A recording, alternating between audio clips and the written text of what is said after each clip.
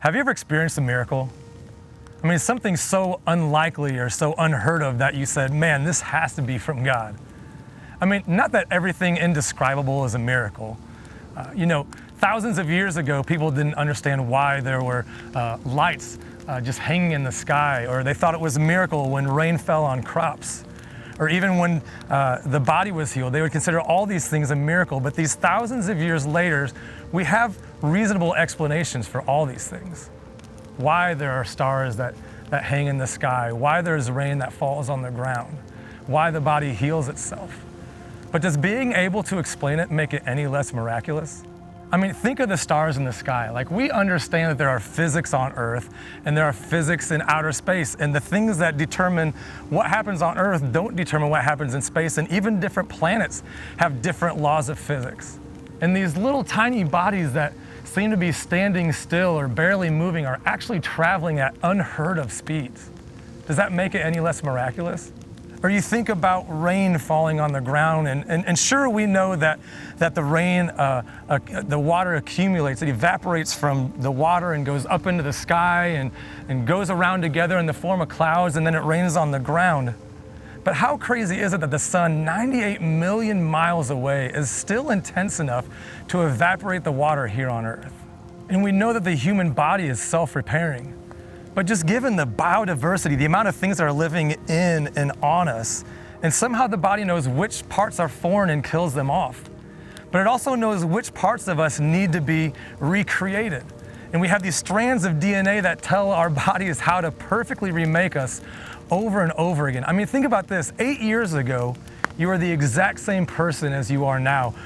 But every single cell from then has lived and recreated and died. So there's not a single part of you that is you from 8 years ago. And so your body is continual in a process of both being made completely new and being made completely the same. The fact that these three examples are part of what is an infinitely long list of the ways that the God made everything so thoughtfully and so perfectly, I mean, does that make it a miracle? I mean, yes, it does. Just look around you. Miracles are everywhere, from the rising of the sun again to us developing bonds with other creatures. It's just so miraculous. God's work is on display everywhere. Whether explainable or unexplainable, it's just all so miraculous. And just like that, some of you are starting to fill with wonder right now. Others of you may be starting to get agitated, like you want your miracles to be big and grand and unexplainable, some from otherworld deity. And I get it, we all want miracles to be huge, but let me frame it this way for you. So you are right now sitting in a room, you as an independent person, and somehow you have created these bonds, these attachments, invisible attachments with these other independent creatures. And it's so strong that you would call it friendship or maybe even love. And you're gathered together in one place and you're all surrounding this device that's allowing you to see and hear the things that I'm saying into a completely different device in a different time and space.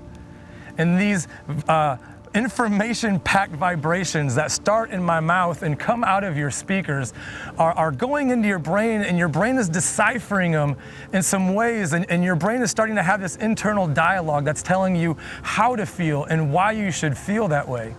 And you're sitting next to other people who are taking the same information and processing it in different ways right beside you. I mean, how many miracles can we find just in that statement? But I get it, you want more miracles. We all want more miracles. So I'm gonna make you an active participant right now. What I need you to do is pull out your phone and compose a text. You can send it to maybe a parent or a grandparent or a mentor, somebody who follows Jesus and is older than you. But I want you to send them a text and just let them know, I'm with my life group, we're talking about miracles, and I need you to tell me a story of a miracle you either saw, heard of, or got to experience. Let them know they've got 30 minutes to send you a response with a miracle story. And while you guys are sending that, I want to talk about a couple of the miracles in the Bible. Because God created the world, but his hands have been so personally invested in the things that are going on. So one of them, if you look, there's this group, the Israelites, they're God's chosen people, and they're going up in battle against this kingdom of 5 other kingdoms that are allied together to go against them. And God sends these large hailstones and wipes out most of the enemy army. But the rest of the army, the Israelites defeat, and get this, they are at battle for over 24 hours, and the whole time, the sun is standing perfectly still in the sky to light the way so that they can keep up with their battle. Or there's a story that's told in the Gospels, and the disciples are on a boat with Jesus, and Jesus is fast asleep while the storm is raging, and the boat is tossing in the wind and the waves, and the disciples are freaking out, and they wake Jesus up, and they're like, we're about to die. And with one word, Jesus calms that storm, and even the wind and waves obey him. Or there's this place called Nineveh, and God wanted the people of Nineveh to hear about him. And so he instructed one of his prophets, Jonah, to go there. But Jonah hated Nineveh and all the people that lived there, so he refused. And God created all these circumstances that led to Jonah being thrown overboard, swallowed by a large fish, and eventually spit up on the shores near Nineveh. Or how about the story about Balaam? Balaam was this guy who was just living wrong. God didn't like what he was up to, but he refused to turn his life around. And so on a journey, God opened the mouth of Balaam's donkey, and his donkey talked to him and rebuked him. I mean, how wild is that? And out of all these stories right now, probably the hardest to believe is a talking donkey. I blame Shrek. But how incredibly powerful this God of ours is, and how attentive he is to our circumstances. I wish I could put into words just how grateful I am. I mean, I've gotten to see lots of miraculous stories, and just to share a couple of them, it was the late 1900s, 1998 to be exact, but it sounds way cooler if you say it that way. But I was a sophomore in high school, and I got really sick, and it turned out that my kidneys had shut down, and I was at Riley Hospital in Indianapolis for weeks, and I was on dialysis, and I was on the transplant list, and there was one night that the doctor and nurses came in and told my parents that I only had hours to live. Well, my uncle, who is also our church's pastor, came and he prayed with us on Wednesday, and he said, you know what, in 3 days you're gonna be out of here. And that was Wednesday, Thursday, and by Friday, I walked out of Riley Hospital. I was on steroids and for about another month, but I returned back to 100% health, and the doctors never realized why. But you know what? That's not even my favorite miracle that I've seen God do. Because it's one thing to save my life. It's a completely different thing to save my son's. So Jackson is my youngest, and when he was a baby, we took him just for one of those checkups that you do, like a new baby checkup. And so we went and they ran some tests. And it wasn't a couple hours later that the pediatrician, who was a close family friend, called us, and she said, look, you've got to get Jackson to the hospital as fast as you can. And so from our house, we raced to Memphis, Tennessee, which was the closest children's hospital. We took him to Le Bonheur. And they explained that there was a problem with his red blood cells. Now, our red blood cells are supposed to look like a circle that's been flattened out. Think like a cookie where it's disc-shaped and flat. And his were like that, but they were somehow broken. They said it looked like somebody had taken a bite out of these red blood cells. And so his body was making them incorrectly. And the body, like it does, it reproduces more of itself, but it was reproducing the wrong thing. And so as it reproduced the wrong thing, his body was telling itself to kill off these red blood cells. And so it was killing them off faster than it could make them. And the doctors were throwing around all these scary words that I'd never heard before, names of diseases. And so since Le Bonheur couldn't tell us what was going on, they sent us to St. Jude's Research Hospital, which is also in Memphis.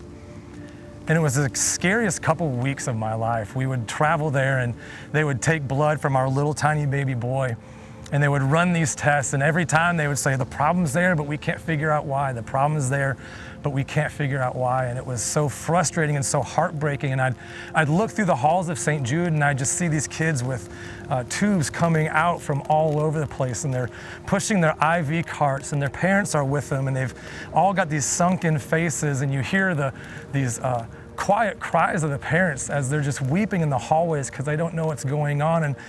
And I remember my wife and I, we were just thinking to ourselves, is this going to be our life? Like, are these next few years going to be full of hospitals and procedures and drugs, only for my son's life to be taken before his potential is realized? But there was one day we went into St. Jude's, and it was a different doctor. We'd never seen her before. And so she did the usual. She took some blood tests, and she left the room as they were being analyzed. And my wife and I were just in there waiting. And we had this sense of calm that we hadn't felt before. And we started talking, and we said, something's different. Like, there's just not that sense of worry. Like, we feel like God has done something. And about an hour later, the doctor comes back in, and I'll never forget what she says. She's got the folder out with all the files, and she says, I'm looking over the notes, and I can see what was there. I can see the doctor's notes. I can see the problem that was there, but that problem just doesn't exist anymore. All of his blood work is perfectly fine. And she said to us, you have brought us a perfectly healthy baby boy. She said, he's healed. We don't know why it happened. We don't know what happened, but you're free to go, and you don't ever have to come back. And I remembered I laughed and I cried, and I held my baby, and I held my wife close to us, and we laughed and we cried together. And we walked out of St. Jude Hospital, and I remember turning back and taking a picture of the statue of St. Jude Hospital. And before it was this face that guarded the entrance to the worst place that I knew.